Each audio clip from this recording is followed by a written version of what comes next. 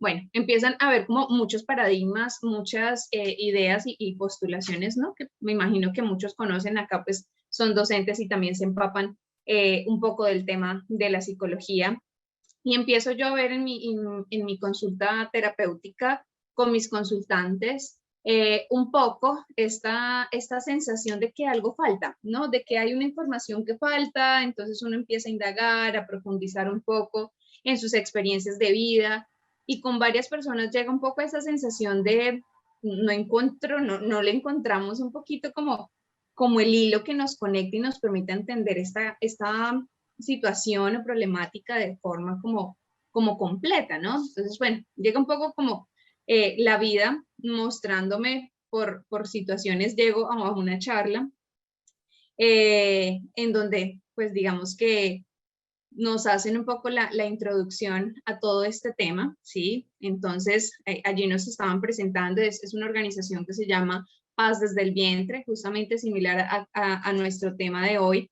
Y a mí me llama mucho la atención y nos presentan un poco como nos hacen una sensibilización sobre la vida prenatal, ¿no? Y, pues, para mí como psicóloga, primera vez que yo escucho esto de la vida prenatal, la gestación siempre entendida un poco como un proceso biológico allá que sucede.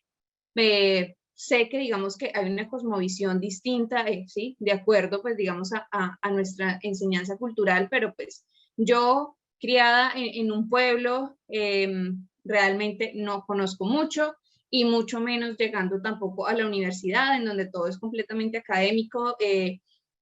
Como que no hay mucho espacio para esto. Entonces, como que me impacta mucho. Vida prenatal, vea pues, cuénteme más, a ver de eso de qué se trata. Entonces, empiezan un poco como a ayudarnos a dar cuenta de la importancia que tiene este momento de la vida también. Eh, y Para mí digamos todo que esa- en ese momento, pues digamos, para mí hace como un clic, ¿sí? Y bueno, ya ahorita digamos como que profundizaré, acá les cuento solamente cómo llego yo a todo este tema que me parece apasionante. Eh, y bueno, para mí hace como un clic, yo digo, no, esto tiene mucho sentido, obviamente yo también a nivel personal, también como trabajándome y reconociendo como algunas cosas allí que no funcionaban muy bien, pues digamos que como terapeuta siempre he sentido la responsabilidad también de tener como muy claro las cosas que me suceden a mí y demás, ¿sí? Pues digamos que para mí también hace un clic en mi vida personal y yo digo, claro, llamo a mi mamá y le pregunto después de esa charla, mami, cuéntame un poquito cómo fue tu embarazo, ¿sí? Cuando yo estaba en el vientre y me empieza a contar un montón de cosas que yo no tenía ni idea, ¿sí? Situaciones con mi papá, su relación de pareja, a nivel cultural, ideas, sentimientos y demás. Y para mí fue como, claro, esta cosa a mí no me pertenece, le pertenecía a mis papás. Y yo cómo es que en mi vida he estado replicando y tratando de solucionar un poco esa situación, ¿sí? Suena un poco loco y abstracto, ya después profundizaré un poquito en por qué me atrevo a dar estas afirmaciones, pero en ese momento para mí fue como, wow, de verdad, qué genial. Y eso me permitió a decir, listo, esto no es mío, ¿sí? Esto es de ellos como pareja, ya lo resolvieron hace años, yo ya ahí no tengo nada que hacer. Y entonces empieza un poco y he incorporado en mi terapia la indagación de este mundo prenatal. No es tan sencillo, de verdad que no es tan fácil porque la gente es como, ¿qué? ¿Eso qué tiene que ver conmigo? Sí, y eso qué tiene que ver con el proceso. Entonces, pues realmente sí es como un aspecto que me ha llamado la atención y que viéndolo en mi práctica clínica, pues digamos como que ha cobrado mucho sentido. Y acá les hago una preguntita ahí para que la piensen un segundito y es, cuando nos preguntan cuántos años tenemos, ¿cuántos decimos? Sí, muy seguramente llega a nuestra mente en este instante, no, pues la edad que tengo, o si acaso la que estoy por cumplir, si estoy muy cerquita, ¿no? Igual que cuando cumplo años, ¿sí? Y si pensamos, siempre sabemos nuestra edad por el año, la fecha en la que nacemos, ¿no? Y los 9 meses anteriores a haber nacido, ¿qué? ahí ya estábamos naciendo, ya estábamos creciendo, ya estábamos formándonos. Y son 9 meses que se nos suma a nuestra vida, no solo en edad para hacernos más viejos, sino también en experiencias. ¿Mm? Y muchas veces ignoramos por completo esos 9 meses, ¿sí? Entonces, pues digamos que aquí es cuando ya entro, como decía nuestro, un poco en la propagación de esta charla, que es la armonización prenatal, y bueno, digamos que ahí ya entra en el campo en el que me continué formando a partir de encontrar este aspecto que me parecía muy interesante. Entonces yo digo, bueno, yo quiero saber más realmente. Entro, me formo como armonizadora prenatal con el propósito de conocer un poco más del tema, porque de verdad, aunque soy psicóloga y psicóloga clínica, jamás se me habló de que existía la psicología periprenatal, ¿sí? Es cuando llego yo a una formación distinta que tiene en cuenta este tema en el que me dicen, sí, pues existe. Y hay personas que hacen investigaciones y miran el impacto que tiene la vida prenatal en la construcción de la personalidad de estas personitas que se están creando. Y yo, bueno, esto es nuevo, ¿sí? Para mí. Entonces, empiezo en la armonización prenatal, ¿sí? Y surge, digamos, también del interés de una antropóloga y terapeuta, María La Luz Giraldo. Ella es quien es directora actualmente de Paz desde el Vientre, y con ella, pues empiezo yo a formarme como armonizadora prenatal, ¿sí? Y digamos que un poco el objetivo de esa armonización es poder acompañar a las gestantes y sus parejas, idealmente, en ese justo conocimiento de la vida prenatal, ¿sí? Del hacer del embarazo no solo un proceso biológico en donde se forma y va cogiendo formita una personita y mágicamente llega a este mundo, sino hacer conciencia de todo lo que se vive allí. Y acá me permito entonces adentrarme un poquito a esa experiencia dentro del vientre, ¿sí? Que para muchos es desconocida. Y alguna vez escribía yo un articulito para una revista y un poco las reflexiones que hacía allí es como, imaginémonos la importancia que tiene 9 meses en contacto totalmente con la madre, ¿no? O sea, en contacto en donde literalmente yo recibo alimento a través de ella, todas sus subidas y bajonazos emocionales, yo los percibo porque la conexión es completa. Entonces, eso de que popularmente uno le dice, no llore que el niño le va a salir llorón, pues digamos que no es tan así, pero tiene la lógica en el sentido de que, eh, pues nada, el bebé intrauterino siente lo que la madre siente. ¿Mm? Eh, digamos que también un poco como, imagínense la importancia que tiene toda la relación que la madre y el padre entablan con ese bebé. No es lo mismo 9 meses allá en esta burbujita, tibiecita, oscurita, no escuchando ni una palabra para ti, ¿sí? Ni un hola, oye, existes, ¿sí?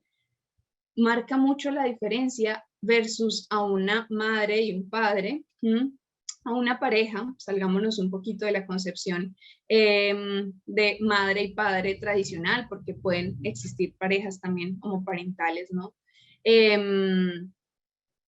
Supongamos que estas personas están en contacto constante con el bebé, ¿no? Intrauterino, saludándolo, hola, buenos días, poniéndole un nombre, ¿sí? Diciéndole tú te llamas así, contándole cómo es el mundo afuera, contándole por qué es bienvenido a esta vida, por qué es traído, por qué es finalmente decidido tener, porque muchas mujeres pasan por ¿será que lo tengo? No lo tengo. Bueno, finalmente tengámoslo, ¿sí? Para otras es un deseo y cuando llega es completamente bienvenido. Entonces, es un poco como cómo nos sentiríamos nosotros si tuviésemos un poco esa conciencia, estar en un lugar solitos, sin que se nos preste la más mínima atención, sintiendo un montón de cosas, porque eso no implica que no las sintamos, percibiendo un montón de cosas, pero como que ese mundo no existe para mí, versus a cuando somos tenidos en cuenta y somos como incorporados también, ¿no? En un mundo, aunque estemos dentro de esa burbujita tibiecita y oscura, que es el vientre. Entonces, un poco digo esto porque la armonización justamente busca que eso que se vive allí adentro tenga un impacto positivo en la personalidad de este bebé intrauterino, ¿sí? Y que en la medida en que nosotros podamos construir una mejor relación y un mejor vínculo con este bebé intrauterino, podamos también moldear de alguna u otra forma la personalidad con la que vive, ¿sí? Les aseguro que no es lo mismo un niño de la cual la mamá siempre ha tenido vergüenza de haber quedado embarazada, ¿sí? Porque está dejando una huella grandísima de mejor ocúltate, ¿sí? No nos mostremos mucho. ¿Qué dirán los demás? A un bebé en el que la madre, aunque vergüenza haya sentido, dice, no, finalmente este es mi embarazo, yo lo llevo a término, este es mi hijo, lo presento. O sea, es el impacto, y allí un poco entramos en el tema de estas huellas que se pueden dejar en la vida prenatal, ¿sí? Y que con la armonización se busca justamente tomar concientización, ¿sí? De la importancia que tiene el embarazo, que la mujer vea la posibilidad de relacionarse con su bebé desde ese momento, que el padre o la pareja vea también la posibilidad de acercarse, de construir un vínculo, ¿sí? De darle a ese bebé intrauterino desde que se está desarrollando una realidad y no simplemente dejarlo allí adentro que experimente una cantidad de sensaciones sin tener contacto en absoluto con el afuera. Y digo huellas porque hay muchas huellas que se dejan en estas etapas de vida, ¿sí?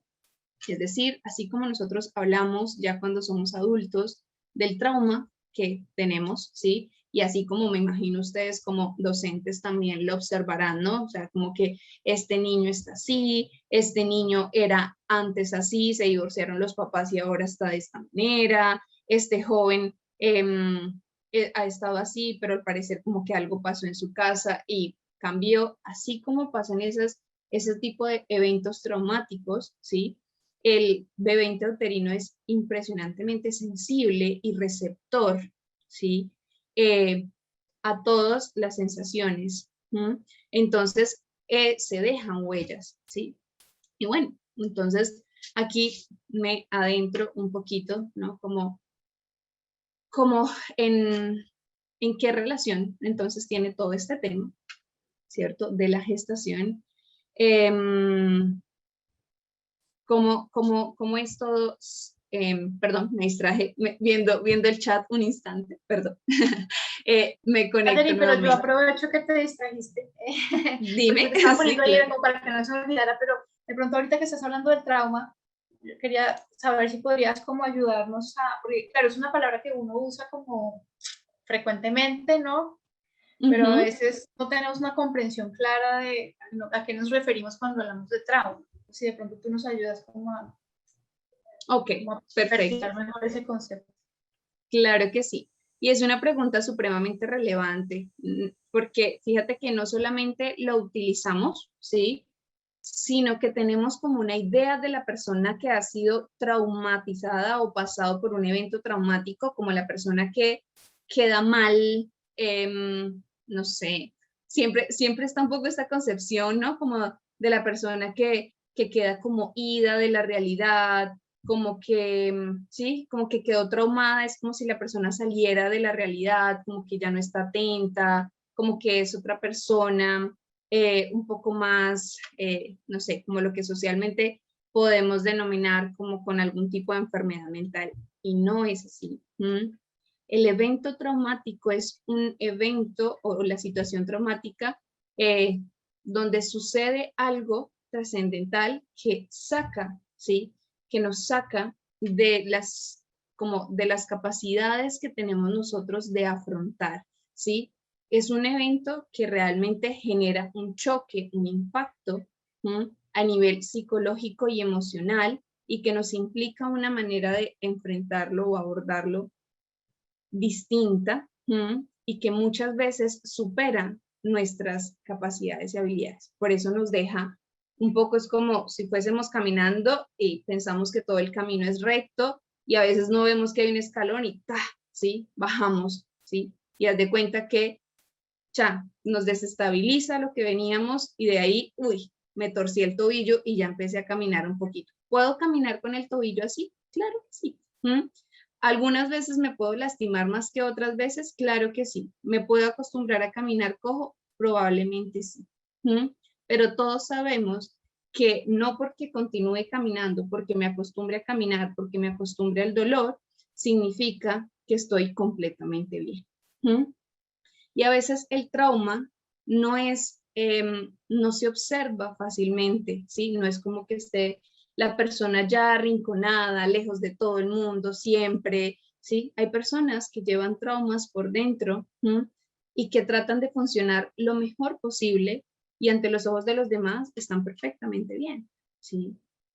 Porque la afectación emocional y psicológica es una afectación muchas veces silenciosa y que las demostraciones que hay solamente se observan de una manera muy, muy superficial y muchas veces las damos por sentadas, ¿no? Entonces somos de una sociedad muy violenta, ¿no? Que acá era cuando iba a introducirme al tema de cómo se relacionaba todo este tema de la gestación y de la importancia de la gestación, ¿sí? Con el tema justamente que acá nos convoca, que es la educación para la paz. Entonces, estamos acostumbrados a una sociedad en donde se es violento, ¿sí? Entonces, vemos que este señor viene y golpea a su esposa, vamos a poner un ejemplo, pero él no tiene ningún trauma, ¿no? Pero ha sido criado en una familia en donde muy probablemente también recibió violencia, en donde también fue víctima de maltrato, en donde a lo mejor y alguna vez se prometió a sí mismo, si yo tengo una persona jamás la golpearía, ¿sí? Pero está criado y construido bajo ciertas creencias en donde eso se olvida y lo único que hacemos es repetir, ¿sí? Trauma también se genera ante la negligencia, por ejemplo, ¿sí? Padres completamente negligentes que nunca responden a las necesidades del niño, ¿sí? O unas veces responden y otras veces no, que es la ambivalencia.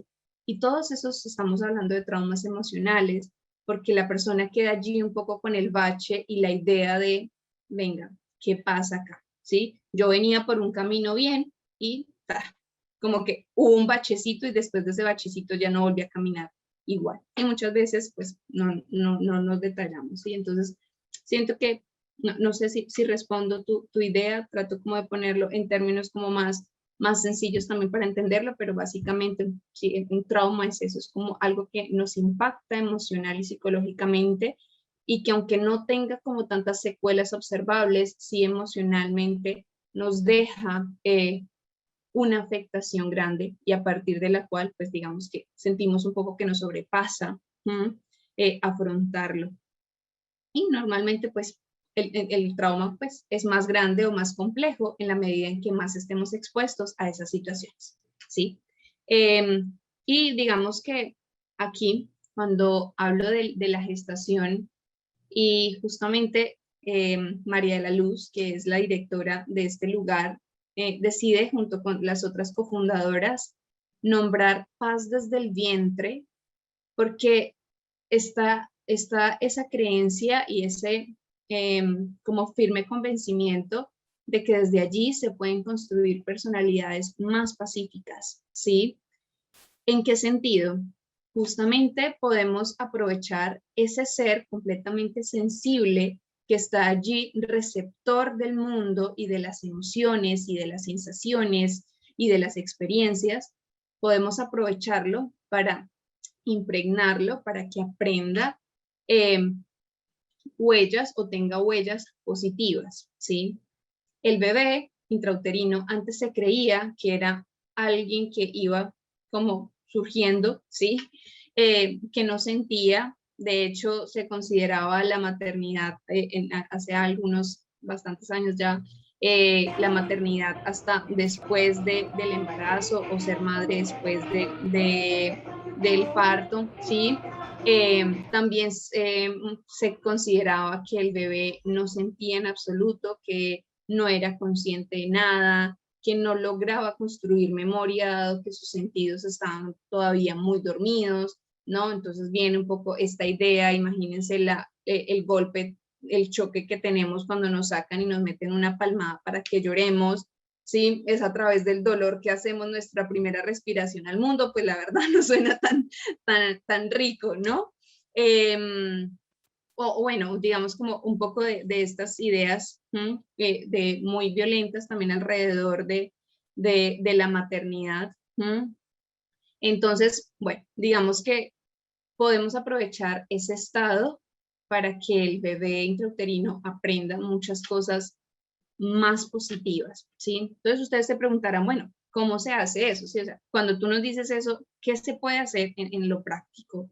Y yo siento que acá como educadores, mi mami es docente, vengo de una familia de docentes, y bueno, digamos que uno ya ahí ve como muchas perspectivas, y mi mamá me dice, ¿no? Ella me dice, no sé acá cuántos se identificarán con ella, pero a veces salimos a la calle y ella ve unos niños jugando en el parque muy bruscamente o lo que sea, y es como, ojo que se van a lastimar, no sé qué, ta. Y ella lo relaciona mucho con ser educadora, ella es de primaria, ¿no? De básica primaria, entonces ella es como, ay, no puedo dejar de ser docente, ¿sí? Porque siempre se está un poco como corrigiendo, viendo en dónde se puede aprovechar para enseñar una cosa distinta, y ahí yo siento que ustedes tienen una labor muy grande, porque el docente en muchos lugares sí, en muchos lugares para las personas representa a la persona que sabe y tiene el conocimiento. Y si bien ustedes muchas veces reciben a los niños ya cuando están de 4 o 5 añitos, quienes trabajen pues digamos con jardín o párvulos, pues los reciben muchísimo más pequeños, pero es como saber que hay una gran oportunidad en esas madres que llegan embarazadas y que son la mamita del niño que yo tengo en quinto de primaria, ¿sí? Ahí hay una oportunidad gigante para crear un poco esta conciencia. ¿Cómo? ¿De qué manera? Justamente diciéndole, bueno, ¿qué nombre le tienes a tu bebé? Ya sabes qué sexo es. ¿Lo saludas en las mañanas? ¿Te despides en las noches? Cuéntame un poquito cómo es la relación con este bebé, qué le has estado enseñando del mundo, ¿sí? Invitarlas un poco al diálogo, ¿sí? No hay cosa más bonita que construir ese vínculo a través de ese diálogo, con el simple hecho de hablar, y ni siquiera hablar en voz alta, que sería ideal, delicioso para el bebé intrauterino también, escuchar la voz de su madre, de su padre, sino también el solo hecho de el pensamiento a través de el pensamiento, porque el pensamiento, de acuerdo a cómo sean las ideas que nosotros tengamos allí, ¿sí? También hay una relación neuronal que se está produciendo. Y el bebé siente a través de la madre porque se impregna de todas las hormonas y de todas las segregaciones que ella hace a nivel hormonal. Entonces, si yo estoy mentalmente pensando como, te quiero, bienvenido a este mundo, mira, esta es la camita que te compramos para ti, si todo eso lo estoy pensando mentalmente, eso está produciendo a nivel neuronal un tipo de conexiones de redes, ¿sí? Y esas redes segregan ciertos neurotransmisores y todo eso llega a bebé. Por eso la comunicación es tan importante, ¿sí? No es, y digamos que acá se hace mucho énfasis de ese vínculo, porque, no sé, lo que les decía hace un rato, supongamos que yo a los 2 meses me entero y yo no quería ser mamá, no era mi plan, yo no quería este embarazo, pensé en abortar, y decido por las razones que sea continuar, ¿sí? Y al 5.º mes sigo diciendo, a lo mejor hubiera sido mejor abortar, y al 6.º mes, ¿yo por qué no lo decidí? No sé, esto está muy difícil, ya no sé si pueda. Al 7.º igual, al 8.º ya igual, al 9.º ya, pues no hubo vuelta atrás, tocó tener a este bebé, yo no quería tanto, ¿sí? O sea, ahí estamos dejando huellas fuertes, ¿sí? Entonces es un poco como acompañar a estas gestantes o a estas parejas a ver del embarazo como una posibilidad para construir esa relación.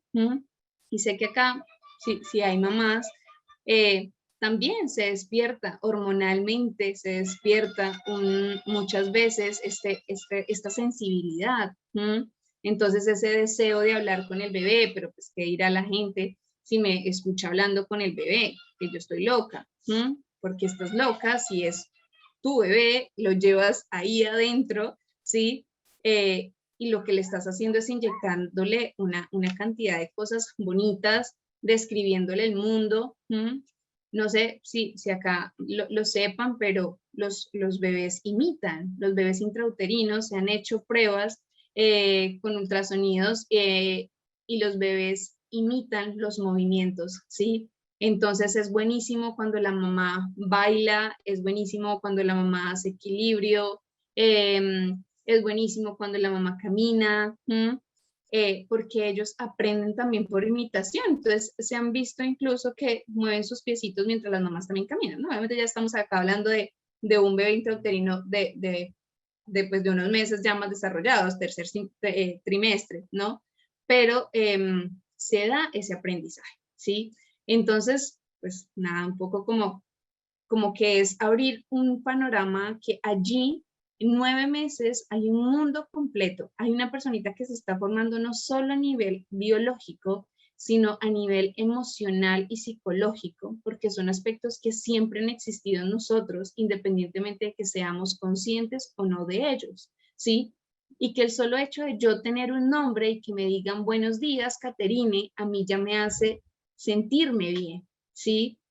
El solo hecho de que yo escuche una canción y se la pueda dedicar a alguien, eso ya la hace sentir bien, ¿sí? Entonces, ¿por qué no dedicarle una canción a mi bebé? ¿Por qué no escuchar una canción que me recuerde a este proceso, ¿sí? Es un poco como desde allí, ¿no? Como desde esas estrategias de comunicación. Obviamente dentro de la armonización prenatal hay, pues es todo un programa supremamente amplio. Y pues digamos que hay muchas técnicas concretas, pero creo que la base es construir ese vínculo y ese vínculo se construye a través también del diálogo, ¿sí? Del saber cómo está esta personita, de interesarse por la otra. Y bueno, digamos que también como bienvenidísimos todas las visiones que haya en torno a este tema.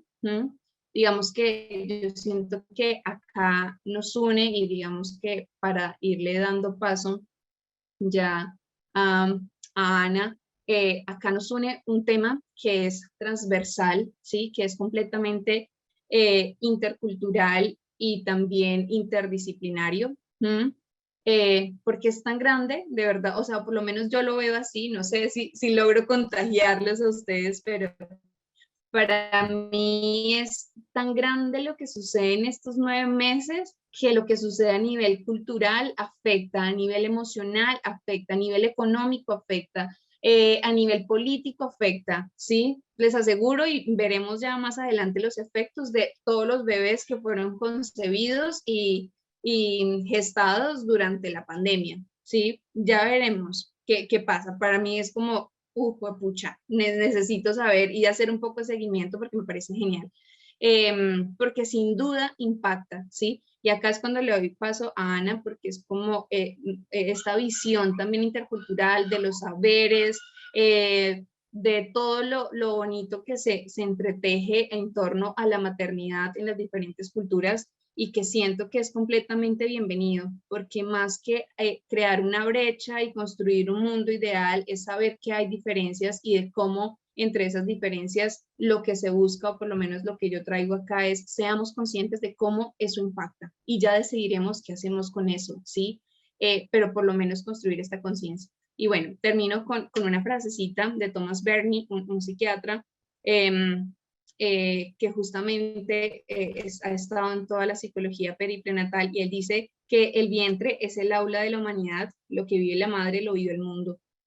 Y como para mí esa frase resume todo el impacto que esta etapa tiene. en nuestra vida. Entonces, pues bueno, muchas gracias. Ahorita ya miraremos preguntitas y le doy paso a Ana. Ay, Catherine, muchas gracias. Bueno, pues sí, como para que vayamos como recogiendo desde diferentes perspectivas. Entonces, Ana María nos va a acompañar. Ella es antropóloga y ha estado trabajando mucho en el Chocó. Bueno, pues bienvenida, Ana María. El micrófono es tuyo. Dime si ya. Listo, ya. No me dejaba. Bueno, muchas gracias. De verdad, pues, Nigna, gracias, Catherine, por este espacio tan bonito. Me siento muy, muy contenta de estar acá. En realidad, valoro mucho estos espacios con pedagogas y pedagogos y sobre todo valoro mucho esta diversidad que estoy viendo hoy acá. Entonces, bueno, voy a presentar. Les traje una pequeña presentación para guiarme y no extenderme tanto. Bueno, soy antropóloga, entonces la visión que les traigo es un poco distinta a la de Kate, que es más desde la psicología. Yo hablo desde la antropología y desde mi experiencia de campo. Soy docente de la Universidad Tecnológica del Chocó, veo que acá hay mucha gente del Chocó, y soy investigadora de la Asociación para las Investigaciones Culturales del Chocó, ASINCH. Un poco lo que les voy a contar hoy, parte de una experiencia personal. Ella es Candelaria, mi hija Candelaria. Ella nació en Bogotá, pero yo llegué con ella a vivir a Quibdó en el vientre. Yo estaba embarazada cuando llegué a vivir a Quibdó, luego pues la vine a tener a Bogotá y llegué con ella de 2 meses, 3 meses a Quibdó. Y realmente el hecho de haber estado embarazada y haber tenido una bebé tan pequeña en el territorio, pues me hizo acceder a una cantidad de información que realmente a mí pues me impactó mucho con relación a las creencias, a las prácticas, a los saberes, tanto en el momento del embarazo como cuando ella estaba chiquitica, ¿no? Entonces, lo que yo encontré, pues a mí me impactó mucho y generó incluso tensiones y conflictos con mi esposo y con su familia. Yo no entendía por qué no podía hablar ciertas cosas que pasaban con mi hija. Yo no entendía por qué mi suegra se ponía brava conmigo en una Navidad porque yo me iba a ir a dormir y ella me decía que tenía que bailar, porque si no bailaba esa niña iba a salir medio pasmada y que tenía que bailar. O sea, le impactaba mucho que yo no fuera una mamá bailadora, porque de pronto la niña no salía con ritmo y no salía bailando. Entonces, todas estas cosas, yo digo, no, pues es que esto es una locura. Y yo al principio dije, no, están locos. Pero luego ya me di cuenta que no era ni la locura de mi esposo, ni de mis cuñadas, ni nada, sino que allí había una sabiduría, unas prácticas, unos saberes culturales. Y entonces en ese momento que estábamos con un programa, un proyecto con mi esposo, que es un maestro de música, Leonidas Valencia, él lideraba el territorio de la Chirimía, la ruta de la Chirimía, teníamos dinero para investigar y le propongo al Ministerio de Cultura que hagamos un trabajo sobre prácticas de sonido, cuerpo y movimiento en la primera infancia, que se convierte en el proyecto de Velo Qué Bonito. Es decir, esa experiencia que fue pues tan íntima y tan personal, luego se convierte en una experiencia de campo en Pizarro, Samurindó, Tado, Certegui y en Quibdó. En Quibdó yo me iba a los centros de vacunación a hablar con las mamás, ese era como mi campo en Quibdó, y en los otros lugares fue una experiencia muy bella, cerca de las abuelas, de las cuidadoras y sobre todo de las parteras. Entonces aquí aprendo a amar también esos saberes y a respetarlos. Y un poco quiero hablarles de eso, y es como de por qué es importante entender cuál es el orden corporal, y que detrás del orden corporal y de la construcción de cuerpo y de los saberes, desde que pensamos en la alimentación durante el embarazo, ya estamos construyendo cuerpo. Y como decía Catherine, estamos moldeando a personas desde el embarazo con una cantidad de visiones, cosmovisiones, creencias, prácticas, rituales y saberes. Y a mí me ha interesado mucho y desde la Corporaloteca, que es el centro de investigaciones que dirijo en la universidad, el grupo de investigaciones de corporalidades y paisajes sonoros en la Universidad Tecnológica del Chocó, para nosotros es muy importante centrarnos en los saberes, porque como dice Boaventura de Sousa, realmente la justicia social solamente se puede construir a partir de la justicia epistemológica. Y lo que entiendo y lo que quiero traer acá hoy a ustedes es ver cómo de alguna manera desde el vientre se empiezan a construir una serie de violencias, y esas violencias son sobre todo epistémicas, ¿sí? En donde hay solamente unos saberes que valen, solamente unas formas de ser y de entender el embarazo que valen y el resto no valen. Entonces creo que eso es tremendamente violento. Y el trabajo que venimos haciendo desde la Corporaloteca y desde Asinch, entendemos el orden corporal como un escenario de rebeldía, ¿sí? Entonces lo que nosotros proponemos es que las mujeres negras y las mujeres indígenas de Latinoamérica consolidaron como forma de resistencia frente al régimen colonial y frente a los procesos de modernización que vinieron también con la idea de Estado, nación, etcétera. Ahora vamos a profundizar un poco más en eso. En sus saberes generaron una forma de resistencia, ¿cierto? Un orden corporal propio y rebelde. Y es en esa rebeldía, digamos, es esa rebeldía la que a mí me parece fascinante y en la que he aprendido a valorar, a respetar, a amar y a visibilizar, sobre todo a las mujeres, porque son las mujeres quienes han, digamos, posicionado esas formas de ser frente a otros saberes y otras formas de estigmatización, ¿no? Porque, como les digo, se trata de una violencia y una estigmatización. Desde la época de la colonia vemos que hay una especie de cartografía racial, y traigo aquí una cita de Sandra Pedraza, que es una antropóloga que ha hecho unos trabajos maravillosos para entender, digamos, ese canon corporal, ese orden corporal, la antropología del cuerpo, sobre todo en Latinoamérica. Y ella nos dice: en los pobladores de los climas cálidos y húmedos, de las planicies llaneras, de las montañas distantes, de las zonas urbanas y de las sabanas ardientes, se señalaba reiteradamente la incapacidad para producir riqueza, experimentar el goce de lo estético y alcanzar una educación ilustrada. En fin, se les atribuía una barbarie expresada en desidia, pereza, lujuria, desenfreno y suciedad. Estos atributos asociados bien a la constitución física y moral, bien con el influjo en ellos de los procesos de colonización y mestizaje o de las condiciones climáticas, se interponían en el camino hacia la civilización.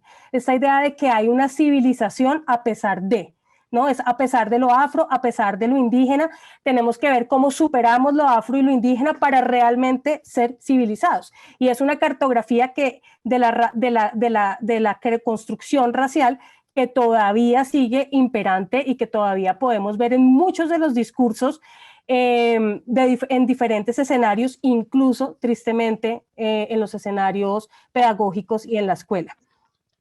Entonces, primero tenemos que entender de dónde viene esto, de dónde viene esa cartografía, de dónde viene esa construcción de raza, porque la raza no es real, es una construcción social, ¿cierto? Y entendemos que viene desde la colonia y que de alguna manera el mundo del nacimiento y el mundo de la crianza ha estado impregnado de esa visión, digamos, de castas sociales y esta visión de que hay unos seres salvajes e incivilizados versus otras personas que sí son civilizadas y que están pasadas por la idea de la blanquitud y demás.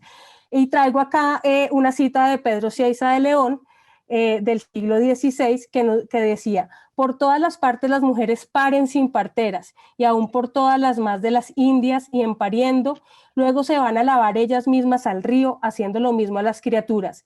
Y hora ni momento no se guardan del aire ni sereno, ni les hace mal. Y veo que muestran tener menos dolor 50 de estas mujeres que quieren parir que una sola de nuestra nación.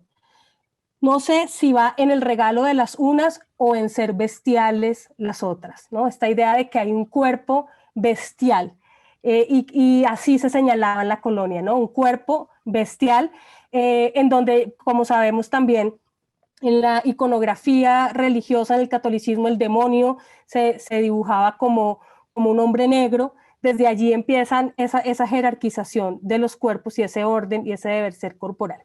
Y luego en la modernidad, en la construcción de las nuevas repúblicas, pues aparece, digamos, ya no está atravesado ese orden corporal por la religión, pero entonces aparece todo este discurso de la ciencia, del saber médico y de la higiene, ¿no? Entonces, y en donde la educación corporal va a ser fundamental, ¿no? Para dentro de las normas y pedagogías de la civilidad, ¿no? El ejercicio físico en la escuela, las normas dictadas por la sociedad letrada a partir de manuales de urbanidad. Los manuales de urbanidad van a ser fundamentales para crear ese ser civilizado que se construye y se crea a partir de una doctrina corporal, ¿sí? De una, entre comillas, domesticación del cuerpo.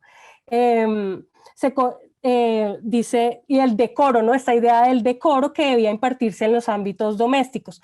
Se convirtieron en los escenarios privilegiados para construir un canon corporal que hiciera contraposición a los modales burdos y salvajes de quienes habitan las zonas húmedas y malsanas de los trópicos de la Nueva Granada. Vemos otra vez aquí la jerarquización, la cartografía, en donde hay unos cuerpos que se consideran burdos, bestiales, y lo mismo, así se va a rodear la forma de entender, juzgar y comprender los saberes y prácticas alrededor del nacimiento.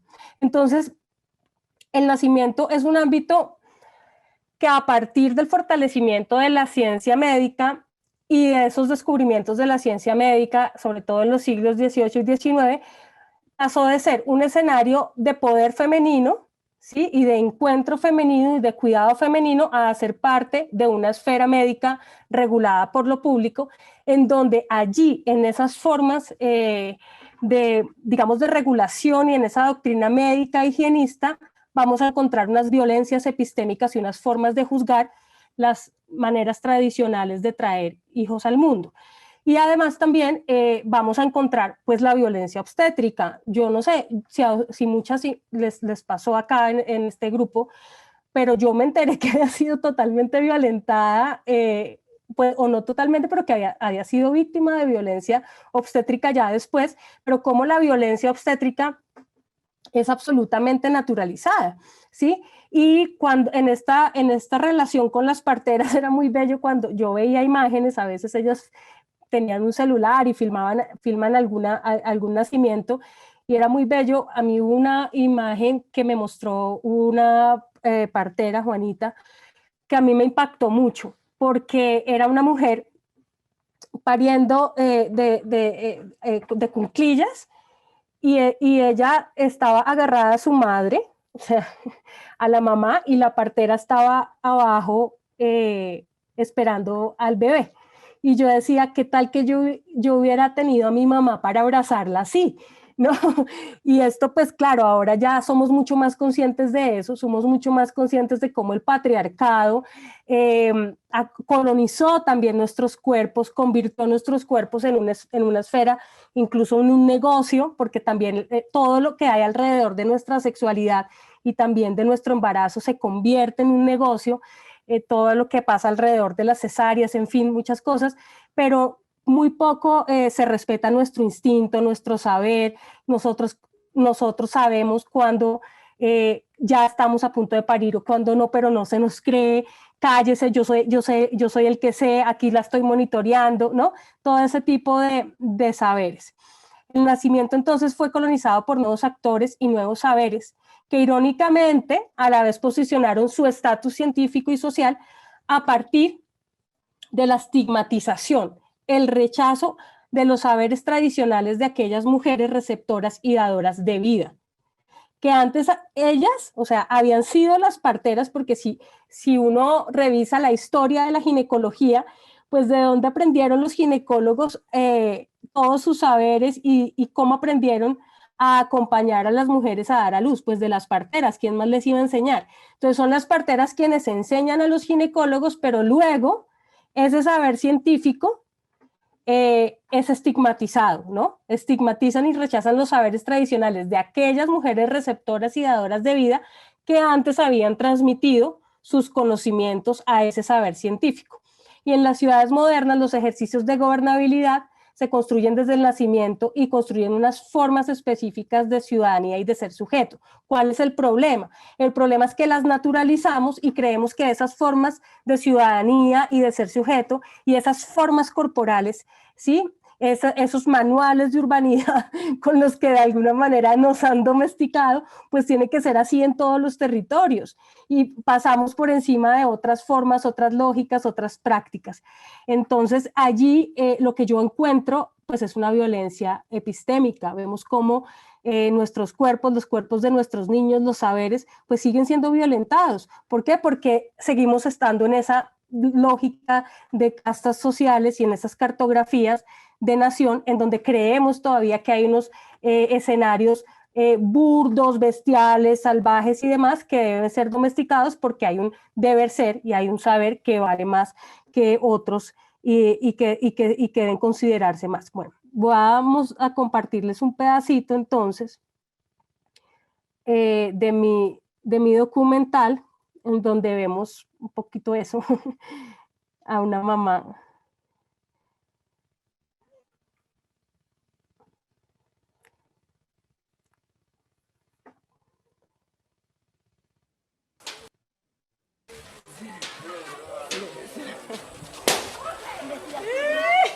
¿Se oye bien?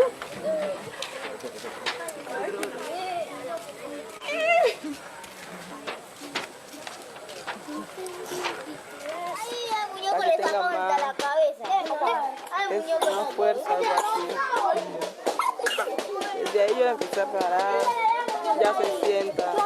¿Desde los cuántos le hiciste los pininos? Desde los 2 meses.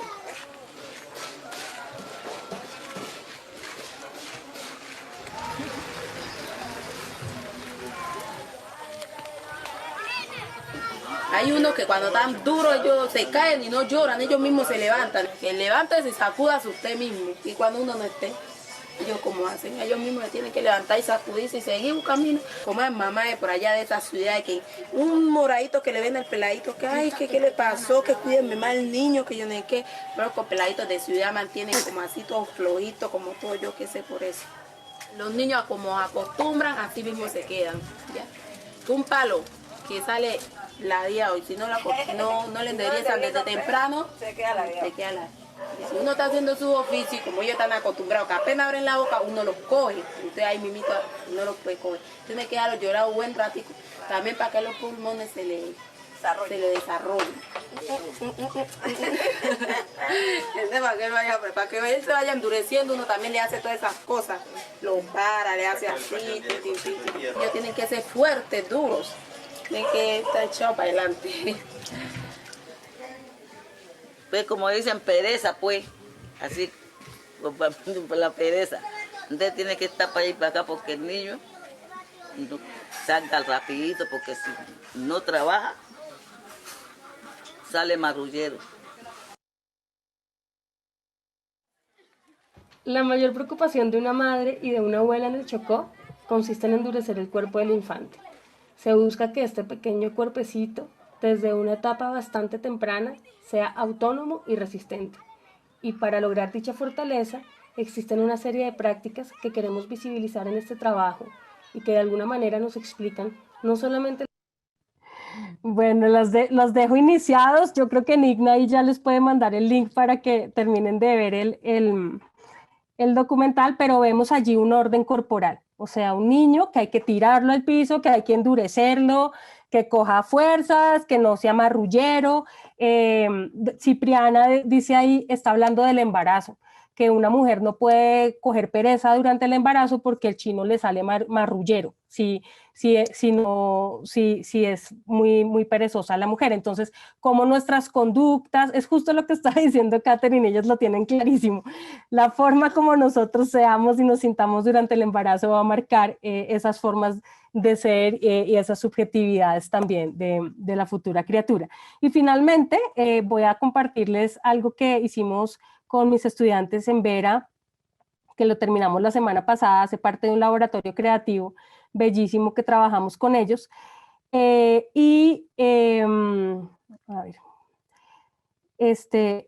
ellos pues, son de diferentes territorios. Acá vamos a ver en Vera Dóvida, y vamos a ver cómo se hace el moldeamiento, porque esto es algo muy interesante que seguramente quienes son del Chocó o del Pacífico en general, acá luego lo van a podrán hablar más de esto, pero es algo muy bello. Que dicen, Nina, acá. Marrullero significa, sí, ya el Nina está diciendo qué significa. Carolina, Nina. Entonces, estaba hablando de la práctica en Vera, que tanto en las comunidades afro como en las comunidades indígenas pasa algo muy bello, y es que el niño no nace terminado. Sí, o sea, como que a mí me salió mi china, y si salió ñata, pues salió ñata, si salió con las orejas de tal manera, pues nada que hacer. No, allá es como ese cuerpo después de nacido hay que moldearlo. Y en los afro, ese moldeamiento se da con una vela de cebo, que también tengo pues algunas imágenes así, pero voy a compartir otro moldeamiento, que es el moldeamiento en Vera, que se hacen al lado del fogón. Y mientras moldean, le van diciendo al niño o a la niña, de hecho eso está en Velo Qué Bonito en el documental, cómo deben ser en la vida. Es decir, mientras se construye el cuerpo, también se va construyendo los valores éticos y morales de esa personita. Entonces, les voy a mostrar acá nuestra página de Ombligadas.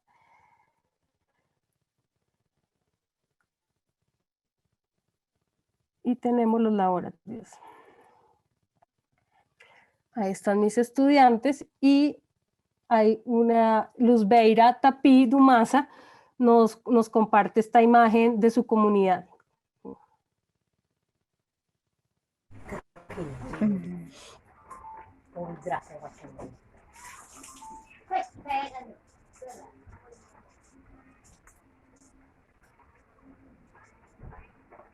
Gracias, que tu para hoy te vas, que tu hakiri. Asumo in cerveza en house, inna eda, telisor eda. Que tu inna hakiri deni jirasi.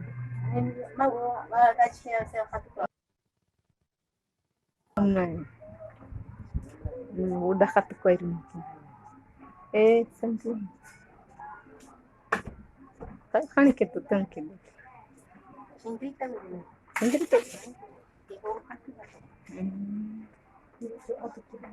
बड़ी तरीके से तैनिक हो गया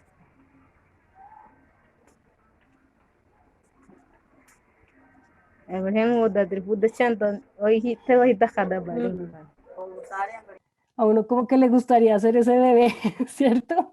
Como, qué rico, que a uno lo cojan así, ¿no? O sea, están haciendo todo un moldeamiento, y empiezan a decirle al bebé cómo debe ser, cómo no debe ser. En el caso de los en Vera, empiezan a llamar poderes de ciertos animales para que se transmitan a ese bebé. Y bueno, lo que hicimos nosotros con esta experiencia de Velo Qué Bonito, y lo que hemos seguido haciendo con los hijos de Loquendo y demás, es como mirar todas esas prácticas, Ombligada, el tema de los ovijos, pero también las formas como los niños se van incorporando en territorio y aprendiendo unos oficios, que muchas veces son formas estigmatizadas, ¿no? Entonces, bueno, eso, y para concluir, y un poco también para dialogar con Catherine, la presentación de Catherine, en este momento nosotros estamos trabajando con adolescentes y jóvenes en Asinchi, en la corporaloteca, a raíz de los problemas que tiene la juventud en una ciudad como Quibdó. Pues a los pelados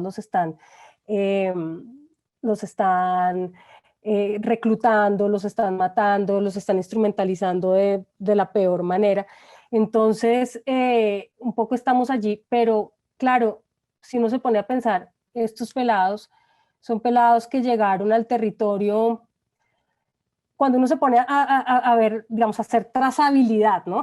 A ver de dónde vienen ellos, y estos chicos con los que ahora trabajamos, que por ejemplo están en el Centro de Atención a Adolescentes, o sea, han cometido delitos, han matado, extorsionan, en fin.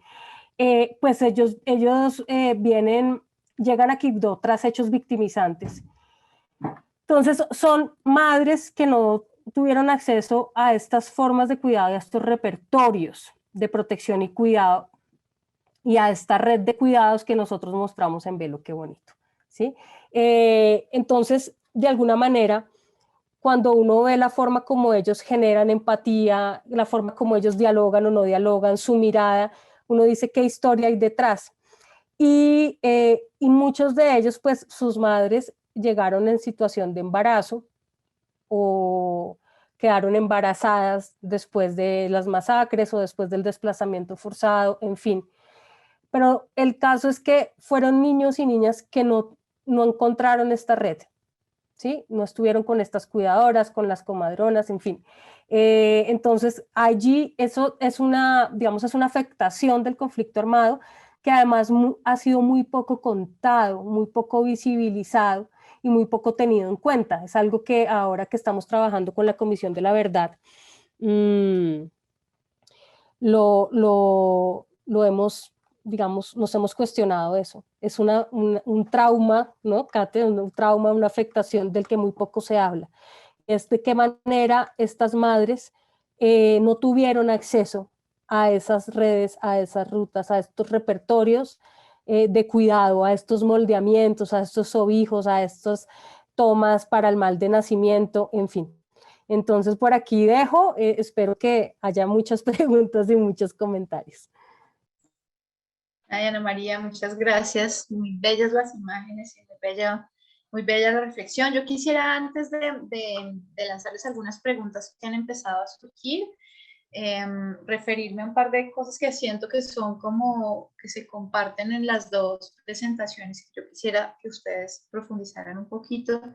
Y es, digamos, en ambas presentaciones yo veo que hay un elemento común respecto de la dignidad del niño y su madre desde el vientre, ¿no? O sea, como el hecho de yo reconocerte como un sujeto, sí, pues de derechos era como muy raro, así como, digamos, un par, ¿no? Un interlocutor válido, ¿no? Desde el vientre y así mismo como en estas prácticas de reconocimiento del poder del niño de valerse por sí mismo, por ejemplo, ¿no? Como ese reconocimiento de la dignidad del otro en estas prácticas de cuidado, en estas prácticas prenatales.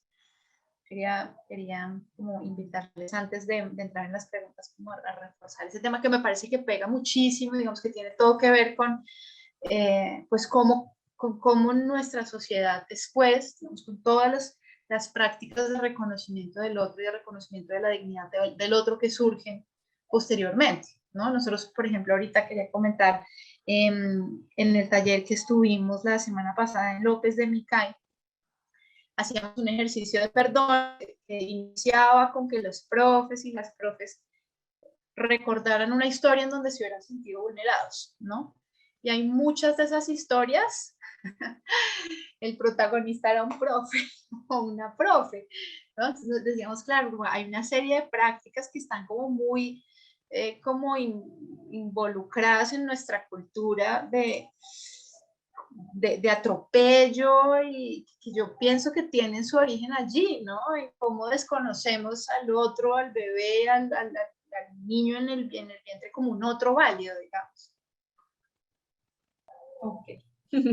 Bueno, gracias. Sí, efectivamente, sí lo siento, también lo comparto, como un poco dignificar,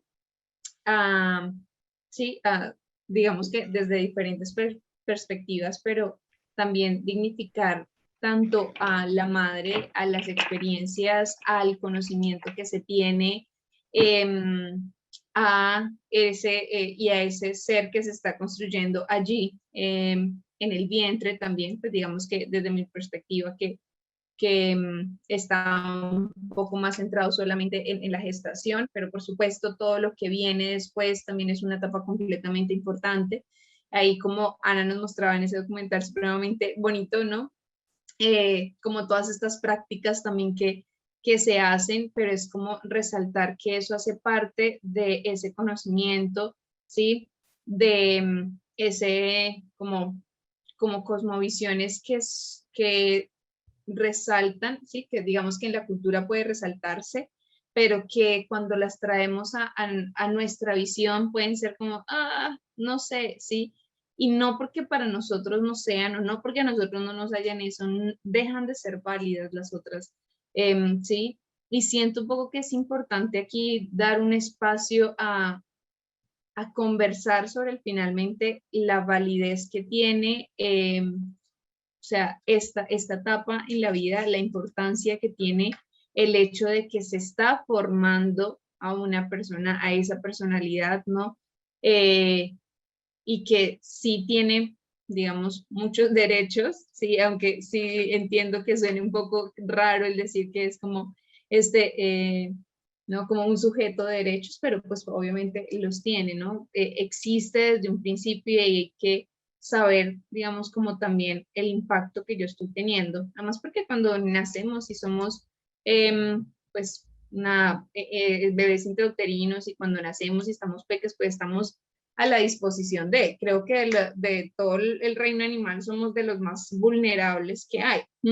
Entonces, pues es también ser conscientes de eso y de que ponemos en este ser que está creciendo, porque sin duda somos seres que aprendemos desde el minuto cero, y que muy probablemente si bailamos, pues el bebé va a sentir ese ritmo, si la mamá es completamente amante de la salsa, muy probablemente cuando el bebé escuche después salsa va a sentir eso, me reconoce esto, me identifica alguna cosa, sí, o sea, obviamente no consciente, pero pues sí reacciona porque estamos ahí prestos a ese aprendizaje constante, ¿sí?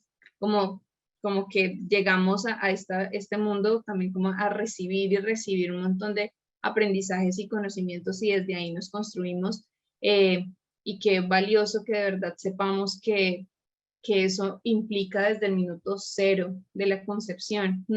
Incluso nos vamos a la preconcepción, pero pongámoslo en el minuto cero porque muchas veces sí creemos que, ¿no? Un poco como que el niño que es pequeño y no habla, ese todavía no entiende tanto, y siento que a raíz de ahí se generan tantas violencias contra la infancia también, que para mí sí, digamos que es supremamente valioso rescatar esa posición.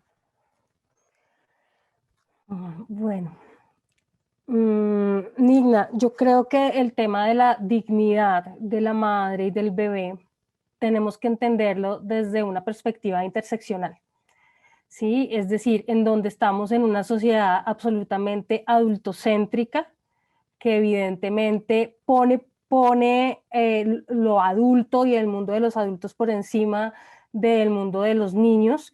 Es concebida adultocéntricamente, pero también es una sociedad colonial, ¿sí? O sea, con una visión racista, como lo mostraba en la presentación, y también patriarcal. Con esto quiero decir que no todas las madres en Colombia, pues por hablar del territorio colombiano, sufren las mismas formas de, digamos, de desconocimiento de su dignidad.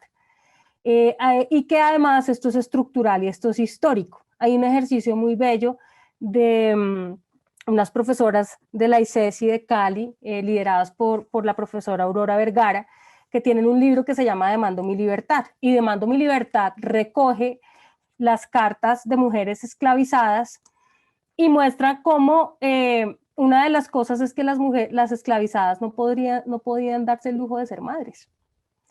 Entonces, fíjate cómo yo me pregunto, yo leyendo ese libro y viendo cómo las mujeres esclavizadas tenían que amamantar niños ajenos y tenían que estar dispuestas a cuidar niños ajenos por encima de sus niños. O sea, fíjate qué ejercicio de indignidad que no te permitan ser madre.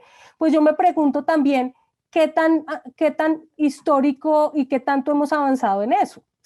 Yo sí creo que el ejercicio de la maternidad también pasa, y de la dignidad en la maternidad también pasa por unas estructuras económicas, por unas estructuras sociales, ¿cierto? Es decir, no es lo mismo una mujer mestiza, clase media en Bogotá, que una mujer que sin dinero en Cartagena del Chairá.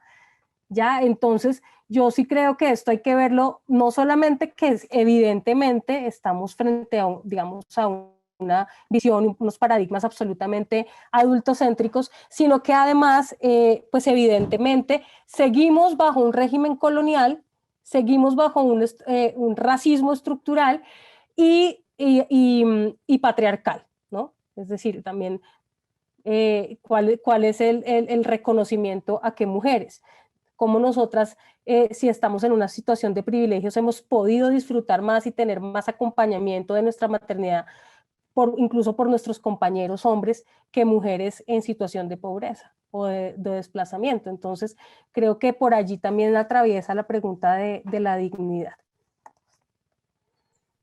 Súper, muchas gracias. Bueno, les voy a devolver un par de preguntas que me parece que pueden ser estar relacionadas. Una tiene que ver con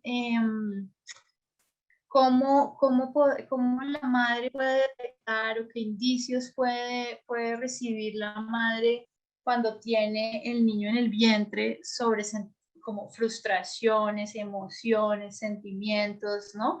Y qué hacer frente a esas reacciones, es decir, cómo es el mundo, digamos, emocional del bebé en el vientre, que es como una pregunta para Catherine, y una pregunta para ambas. Desde todo esto de la programación intrauterina y las prácticas culturales, ¿consideran ustedes que el nacer en territorios de violencia, sea por esclavitud, por conflicto armado, afecta, digamos, el libre desarrollo de la personalidad del ser humano que nace pues, en comunidades étnicas en Colombia? Esas son un par de preguntas que había. Yo quería aprovechar también como para dejar un par de comentarios que hayan hecho. La profe Nelda de La Guajira, quizás ahorita después podría compartirnos un poquito de cómo es la experiencia, digamos, del nacimiento allí, que ha dejado un par de comentarios bien interesantes. Y hay una, Carolina, nos comentaba que ella está aquí en el webinar, sobre todo como por su experiencia como madre, y pues que su bebé, digamos, en buena parte ha crecido sus primeros meses de vida en pandemia. Entonces, bueno, pues le gustaría mucho como trabajar esto ya como a nivel más terapéutico, que pues yo le decía pues que también chévere que nos cuente pues cómo ha sido para ella esa experiencia. Pues por allí, no sé si Ana María quieres arrancar.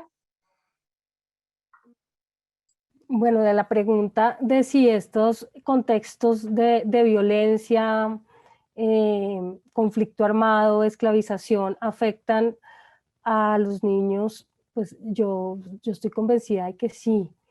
Y yo creo que sí, que hay una afectación muy grande y por eso creo que es tan importante el tejido social y el amarre y la obligada a los territorios. Yo creo que es que cuando un niño no tiene ese arraigo, una madre no puede transmitir ese arraigo a un territorio. No soy psicóloga, pero yo sí creo que la seguridad, la autoestima de ese niño flaquea mucho y lo hemos visto con los niños con los que trabajamos en los barrios periféricos de Quibdó. Y aprovecho para contestar la pregunta que vi por ahí de María Gloria. Dice, ¿es posible que nuestros niños y jóvenes sanen su historia y restauren la confianza y valía permitiéndose ser felices? Pues yo no sé qué tanto, pero te quiero decir que pues nosotros estamos trabajando en eso a partir del arte. O sea, el arte ha sido supremamente importante para nosotros y desde el arte hacemos el reconocimiento a esos territorios y trabajamos mucho desde el cuerpo el reconocimiento de esos territorios. Hemos trabajado, como te digo, pues con chicos que viven en el Reposo. Acá los de Quibdó me entenderán que es el barrio El Reposo en Quibdó, ¿cierto? En Reposo, en el barrio Uribe, o sea, pues barrios sobre todo habitados por personas que están en calidad de desplazamiento, y hemos encontrado en las artes un muy buen aliado, en el arte, en el teatro, sí, como que lo que es el teatro, la danza y el reconocimiento a esos primeros territorios y el reconocimiento al cuerpo. De todas formas, son procesos lentos. La pandemia nos afectó mucho. Nosotros veníamos haciendo un trabajo, por ejemplo, en el Reposo de 3 años. Con la pandemia dejamos de ir al barrio, dejamos de trabajar y nos mataron a 2 pelados y 3 de los pelados están en la cárcel, o sea, luego nos los encontramos pues en el centro de adolescentes. Entonces es como que es un trabajo continuo de cuidado, de estar ahí, de permanencia, y el problema que tenemos es que a veces los proyectos son proyecticos de 1 mes, 2 meses, 6 meses, chao, me fui, y eso no funciona. Entonces yo sí creo que se puede, pero es un trabajo largo y de mucho amor y mucha paciencia.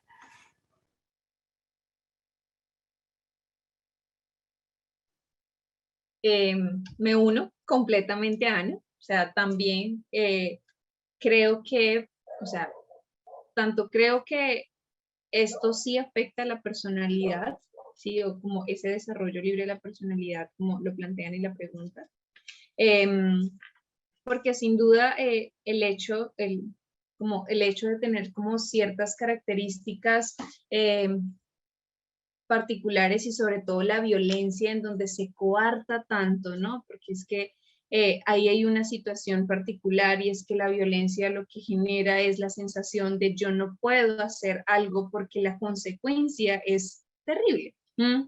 Digamos que la violencia, no solamente hablando en conflicto armado, sino cuando hablamos también de la violencia intrafamiliar, de la violencia psicológica, en fin, sí, como tantas violencias que han sido un poco más visibilizadas últimamente, es porque justamente se le pone a la persona en un aspecto en donde tiene que analizar muy bien qué hacer para que su integridad no se vea afectada.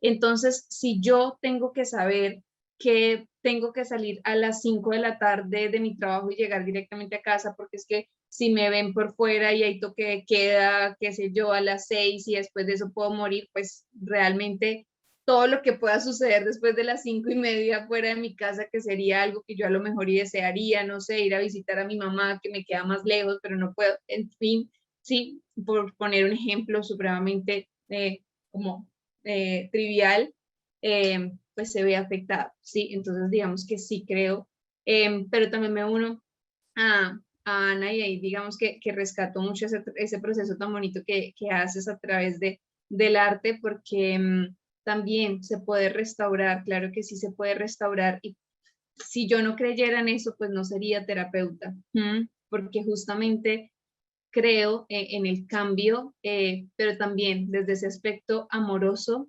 con tiempo, porque venimos de un aprendizaje y no solamente nosotros, o sea, somos parte de una cultura en las que se transmiten creencias, aspectos, ideas, visiones, en fin, ¿sí?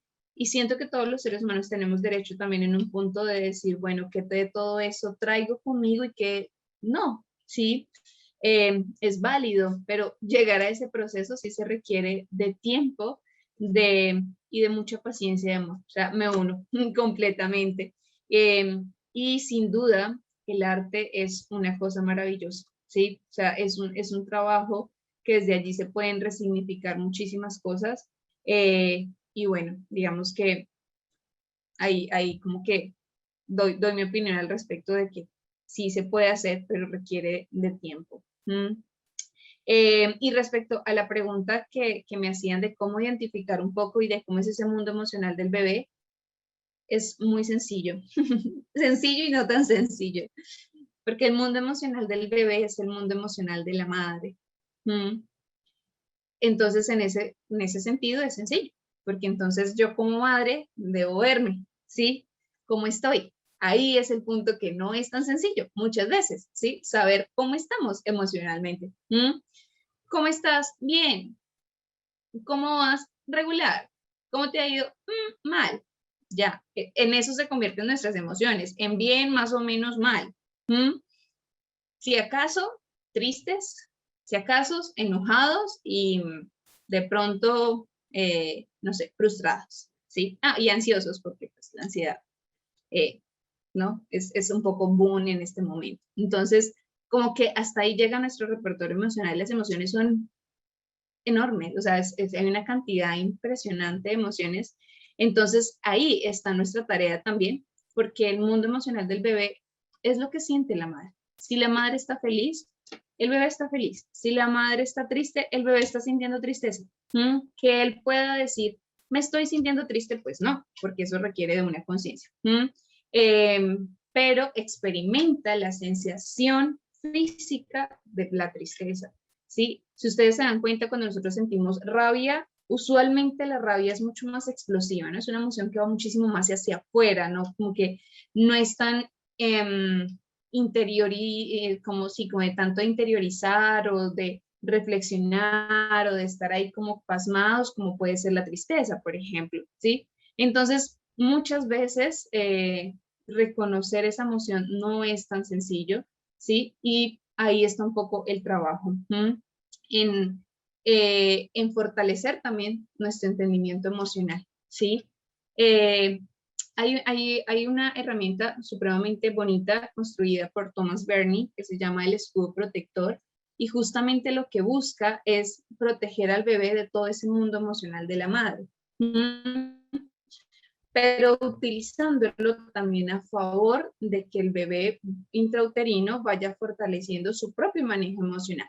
Entonces, digamos que el escudo protector consiste básicamente en imaginar o en visualizar, que se utiliza mucho en la armonización prenatal, la visualización, ¿sí? Como construir esta visión creativa en nuestra mente, de un escudito, manta, color que proteja al bebé de la emoción que la madre está sintiendo. Pero no es solamente eso, va acompañado de que la madre reconozca y le diga al bebé: lo que estamos sintiendo es tristeza, ¿sí? Porque, no sé, bueno, perdón, no tengo en ese momento un ejemplo, pero tristeza por alguna razón, ¿sí? Pero es mía, ¿sí? Esto es mío y no tiene nada que ver contigo. Yo a ti te amo. Ese es el escudo. El amor de la mamá que te dice: hey, mira que estamos sintiendo esto que estás experimentando físicamente se llama así, se da por una razón externa a ti, no tiene que ver contigo, porque yo a ti te amo, te quiero o te aprecio, si hasta ahora uno está construyendo ese vínculo, porque no se da tampoco así de la nada. Sí, es un poco como una herramienta para proteger al bebé de ese mundo emocional, pero fíjate que va acompañado de ese ser consciente de lo que yo siento, para ayudarle al bebé también a identificar las emociones, que es vital dentro del manejo emocional, y también el hacerme responsable yo de mi emoción, ¿sí? Cosa que muchas veces pues no vemos, ¿sí? Entonces la culpa es tuya y yo no me hago cargo de mi emoción o de lo que eso me genera. Entonces, por eso digo, es algo un poco como sencillo, porque es el mundo emocional de la madre, tal cual el que está experimentando el bebé, pero para la madre sí requiere pues un proceso de observación y de conocerse un poco más, por lo menos en su mundo emocional. Y para la profe que nos comentaba la experiencia de su bebé que ha estado criando en esta pandemia, pues, digamos, puedes pedirle mi contacto a Nina en caso tal, y ahí te puedo referir a algunas personas que pueden ayudar si consideras que el asunto es un poco más terapéutico también. Catherine, gracias. Gracias, Ana María. Hay una pregunta súper interesante, creo que es súper compleja, ¿no? Que es, claro, creo que Carolina pregunta: considerar al bebé, digamos, desde el momento cero de la concepción, como un otro, sintiente, etcétera, ¿cómo se lee desde las luchas que han ganado las mujeres para ser soberanas de sus cuerpos? ¿No? O sea, ¿cómo es esa relación allí? ¿Ustedes cómo la entienden? Creo que es bien complejo e interesante este tema. Tenaz. Ha sido una de los debates más duros, por ejemplo, en la red de parteras, durísimo. Yo soy una mujer feminista que agradezco mucho la lucha feminista, y agradezco tener autonomía sobre mi cuerpo, y defiendo el derecho de las mujeres a tener autonomía sobre su cuerpo. Pero sí también es muy importante que las mujeres que traemos, digamos, esta formación, que hemos sido formadas en esta concepción de derechos, que además, pues, pues es que es muy occidental, ¿qué hacemos? Sí, es decir, es absolutamente, también el derecho tiene una mirada y una connotación bastante occidental. Yo celebro que nosotros seamos totalmente dueñas de nuestro cuerpo, defiendo el derecho al aborto, lo hablo con las estudiantes y con los estudiantes, con las adolescentes, hablamos de eso. He tenido casos de chicas menores de edad violadas, abusadas, y hemos contado con el apoyo de Profamilia para interrumpir ese embarazo y hemos apoyado a que se interrumpa ese embarazo por las condiciones en las que pues estas niñas quedan embarazadas y hemos encontrado un gran aliado en Profamilia, pero también hemos encontrado unas contradicciones muy tenaces y sobre todo, por ejemplo, con la red de parteras. Esto es un debate muy sensible del que soy absolutamente respetuosa. O sea, yo también creo que uno tiene que respetar la cosmovisión, las creencias. Entonces eso, yo cuando hay ese debate trato de ser lo más respetuosa posible porque entiendo que mi subjetividad, mi formación, mi forma de ver el mundo, pues puede ser también muy, pues una connotación muy etnocéntrica, eurocéntrica. Estoy hablando también desde unos privilegios. Ahora, lo que sí sé es que digamos, el derecho a la interrupción del embarazo va a ser digamos, mucho más impactante y es mucho más significativo para mujeres que están en situaciones de vulnerabilidad, y es más importante para ellas, y también por eso mismo, por ellas mismas, tenemos que seguir luchando por ese derecho y seguir luchando por ser autónomas y dueñas de nuestro cuerpo.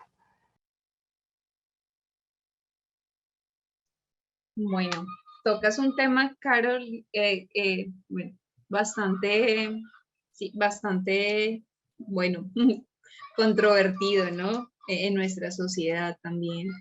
Pero también me uno a la posición de Ana María completamente. Y me ha gustado un poco esta conversación porque en el primer encuentro fue como, bueno, esto o sea, cómo se unen estas dos visiones, y me parece muy bonito como encontrar como tantas cosas en común también.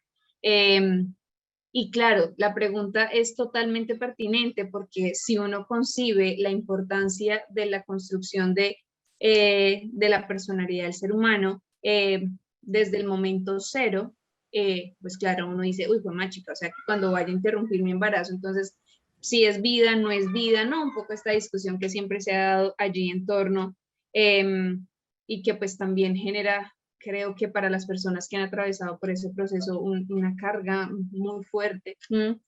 Pero me uno en mi posición personal, acá ya es una posición muy personal, también a favor del aborto y de la libre decisión, más que de una postura en concreto, es a la libre decisión de la persona, sí, de su cuerpo, que eso implique tener o no tener, sea su decisión. Entonces, digamos que un poco allí, digamos que te respondo desde la concepción que tenemos nosotros desde de la gestación. El aborto es aconsejable hacerse el primer trimestre, tiene un sentido, digamos, en el desarrollo sensorial del feto, ¿sí?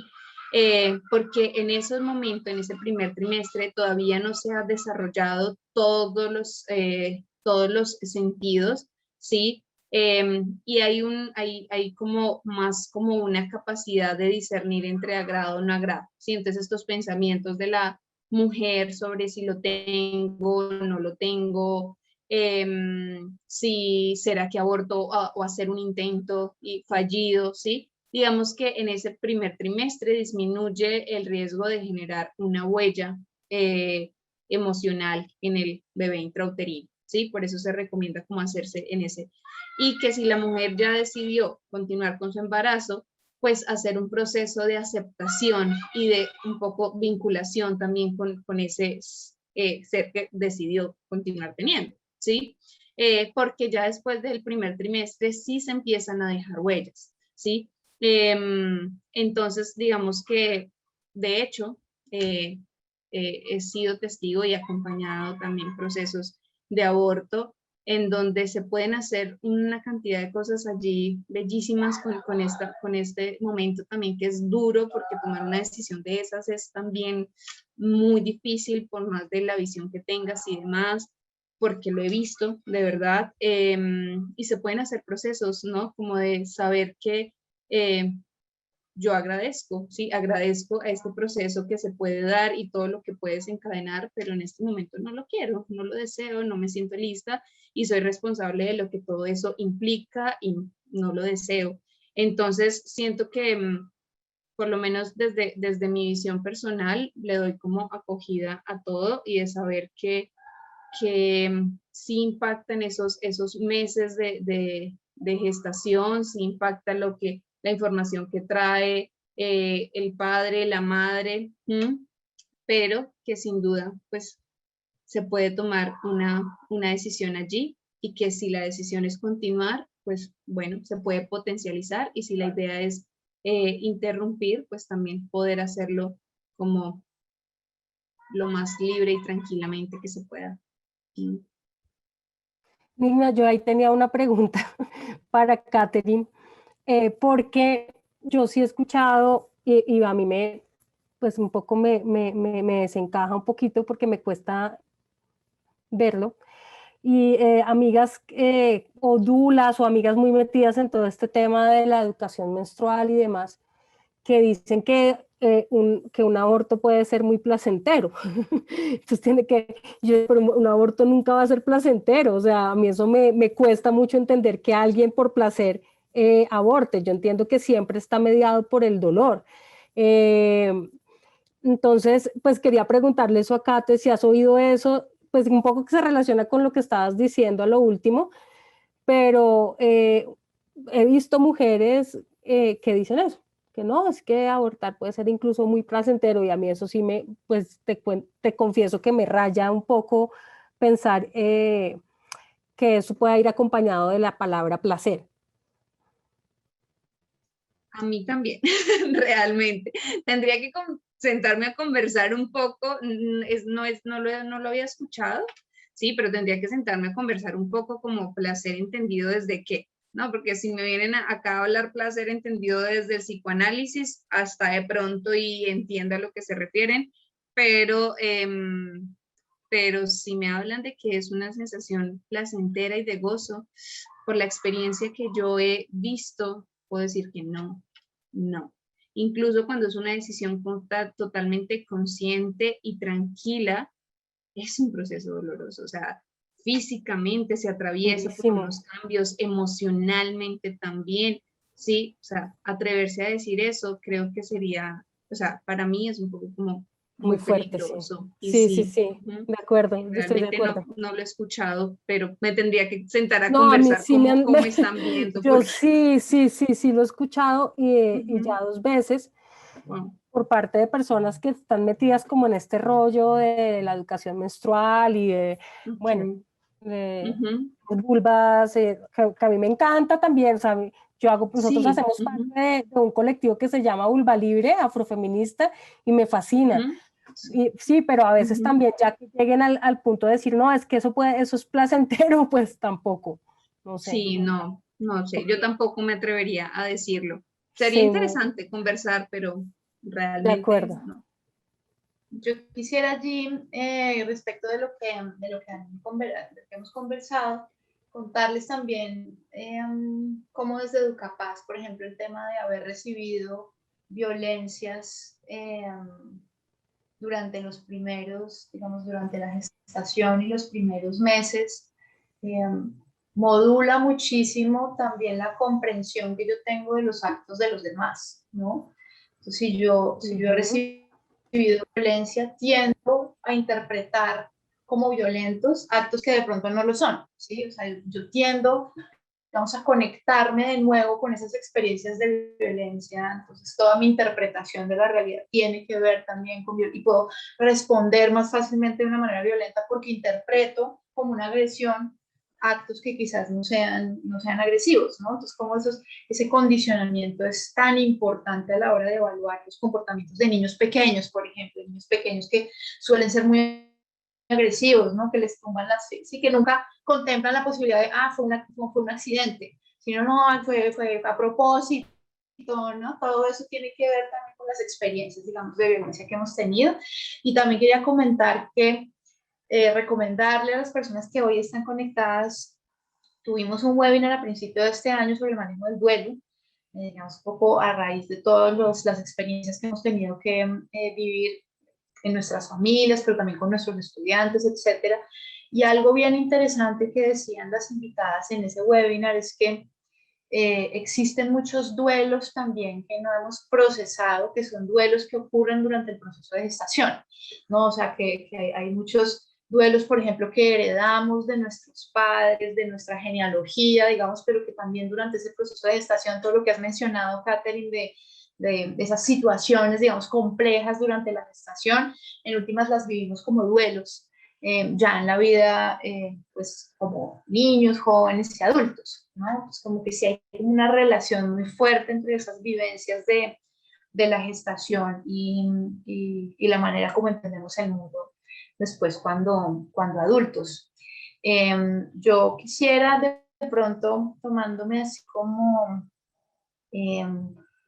estos últimos 10 minutos, invitar a algunas de las personas que están conectadas, a la profe Nelda, y de pronto si alguien más quisiera como compartirnos un poquito de su saber y su experiencia alrededor de este tema, sería súper bonito. No sé si la profe Nelda quieras compartirnos aquí de viva voz, o alguien más. Hay personas pues, de diferentes territorios que han estado también compartiendo. El profe José Humberto también, que decía que le ha despertado curiosidad por este tema, ¿no? Por cómo este tema se puede vincular con toda nuestra cultura de violencia, etcétera. Te escuchamos ya. Bueno, sí, buenas tardes, bendiciones para todos. Bueno, desde acá de La Guajira siempre me ha gustado estar en estos actos y bueno, escuchar, sabe que el aprendizaje es permanente, como digo, del vientre a la muerte. Entonces, escucharlas a todos participar es una cosa muy importante para mí, pues las experiencias en La Guajira es como la mayoría del territorio colombiano.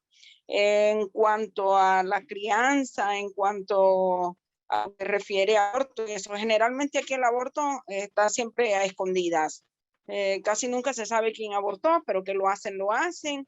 Pero igual te digo que desde el vientre que uno ha concebido un bebé, ya no debe pensar por yo, ya tiene que pensar por nosotros. Y nosotros, como le decía en el escrito, como incubadoras, ya teniendo ya el bebé en el vientre, somos nosotros quien debemos defender todo lo que se refiere a él, todo lo que se refiere a él en su desarrollo y con ese cariño que es un ser que uno lleva dentro, con ese amor, porque dicen, no, que mientras tanto, que mientras tiene un mes, mientras tiene dos, no, para mí, en la experiencia mía, yo tengo 3 hijos, y es que desde que los tengo en el vientre, conversar con ellos, que me siento triste, que me siento alegre, esto no es contigo, hay un saludo, hola, hola, ¿cómo amaneciste? Un toquecito al vientre, está permanente, y es que ellos nacen y siguen siendo unos seres que van creciendo y como le digo, va aprendiendo de lo que en su cultura alrededor se ve, se escucha y se habla. Entonces, de eso mismo aprende él. Por eso usted ve aquí las reuniones en los indígenas guajiros, especialmente las reuniones y los debates que se hacen. Uno de los primeros que están dentro de las reuniones son los bebés.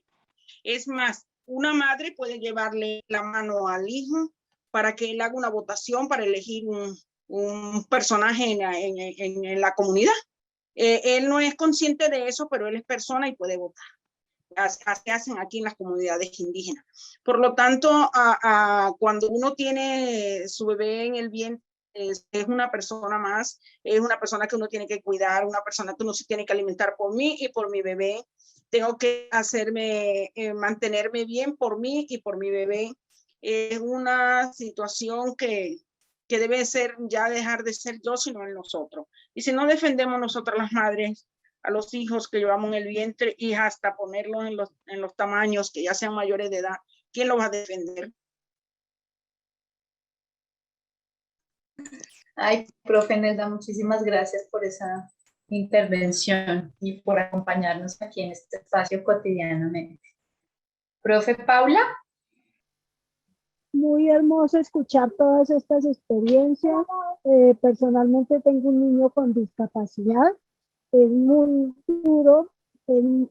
Diariamente me siento muy impotente porque a pesar de que yo he tratado de aprender el lenguaje de señas y también lo tuve para que él aprendiera, no ha sido posible.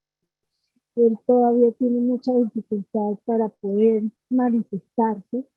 Entonces, pero te cuento que desde el vientre recibió mucho amor, recibió mucho afecto, tanto mío como del papá, de los abuelos, y aún, ¿sí? Recibe mucho afecto, entonces eso... Ay, hombre. Bueno, mientras la profe Paula regresa, ese tema, creo que, claro, como ese control sobre el cuerpo y sobre, sí, como esa, de pues, como quitarle al otro la posibilidad de ser un otro como un par, en esos casos en que existe una discapacidad es todavía, ¿no? Como más intenso, ¿no? Interesante también comprender un poco mejor ese mundo. Bueno, pues agradecerles muchísimo este espacio.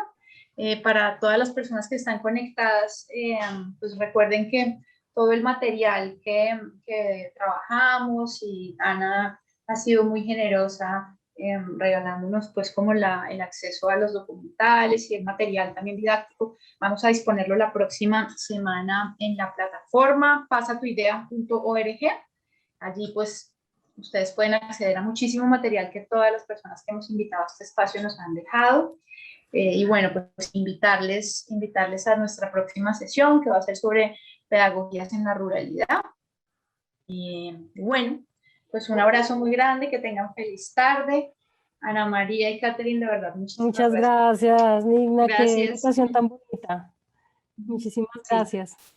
Y ojalá las podamos seguir teniendo en esta comunidad conectadas para que nos sigan enseñando sobre estos temas maravillosos.